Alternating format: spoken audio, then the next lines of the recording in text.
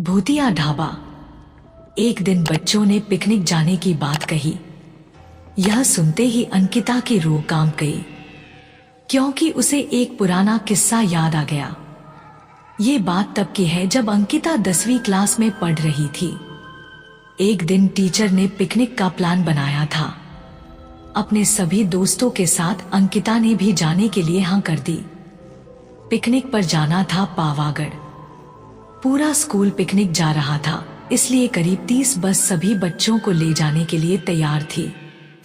अंकिता अपने दोस्तों के साथ सबसे पीछे वाली बस में बैठ गई।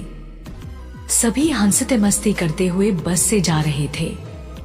तभी कुछ दूर जंगल के पास पहुंचकर उसी बस से तेज आवाज आई। ये वक्त रात के करीब 1:30 बजे का था।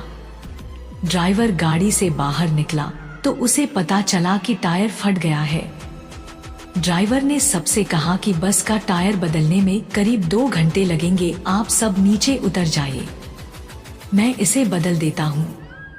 आप लोग पास के ढाबे में जा सकते हैं, वहाँ गर्म गर्म चाय पी लीजिए और मैं इस टायर को फटाफट बदलने की कोशिश करता हूँ। ड्राइवर की बात सुनकर सभी बस से उतर गए और पैदल चलते हुए पास के ढाबे में पहुँचे। वहाँ एक बूढ़ा व्यक्ति चाय बना रहा था। इतनी रात को ढाबा खुला हुआ और किसी इंसान को चाय बनाते देख सबको हैरानी हुई। उस बूढ़े इंसान ने कहा, आप सब चाय पी लीजिए, यहाँ अक्सर लोगों की गाड़ी खराब हो जाती है, इसलिए मैं भी अपना ढाबा हरदम खुला रखता हूँ।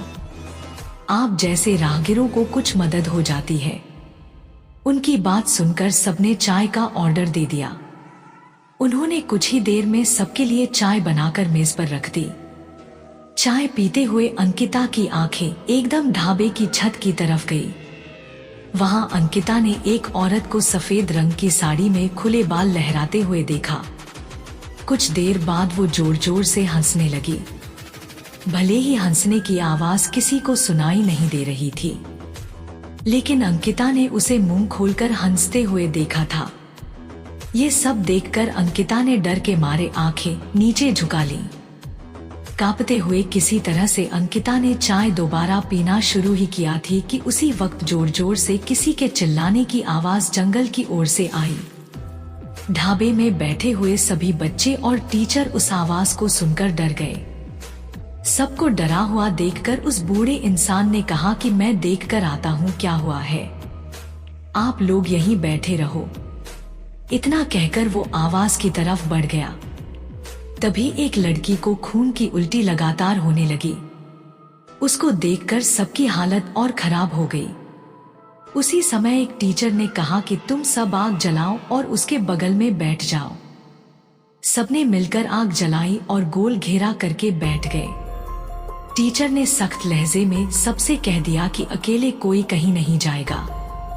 वैसे भी सब इतना डरे हुए थे कि अकेले कहीं जाने की हिम्मत हो नहीं रही थी। आग के पास बैठे बैठे 3 बज गए। तब कहीं जाकर वो बूढ़ा इंसान जंगल से लौट कर आया।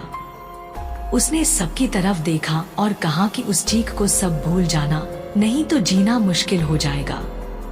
इतना कहकर वो ढाबे के अंदर चला गया। तभी ड्राइवर भी टायर बदलकर बस लेकर ढाबे के पास पहुंचा। सभी लोग भगवान का नाम लेते हुए उस बस में बैठ गए। टीचर ने बस में बैठते ही सबको कहा कि कोई एक दूसरे से बात नहीं करेगा, सीधे सब सो जाओ। टीचर की बात मानकर सब चुपचाप बस में ही सो गए। उसके बाद पिकनिक स्पॉट पर पहुंचे और करीब 1 हफ्ते बाद घूम कर आ गए। पिकनिक में किसी ने दूसरे बस के बच्चों से उस रात के बारे में कुछ नहीं कहा, क्योंकि टीचर ने मना किया। लेकिन पिकनिक से लौटते ही सबने अपने दोस्तों और दूसरी क्लास वालों को इस भूतिया घटना के बारे में बताया। आज पिकनिक का नाम सुनते ही यही भूतिया ढाबे की कहानी अंकिता के मन में आ गई और बच्चों को पिकनिक भेजने से उसे डर लगने लगा। To watch horror stories like this, subscribe to Bhairav facts channel.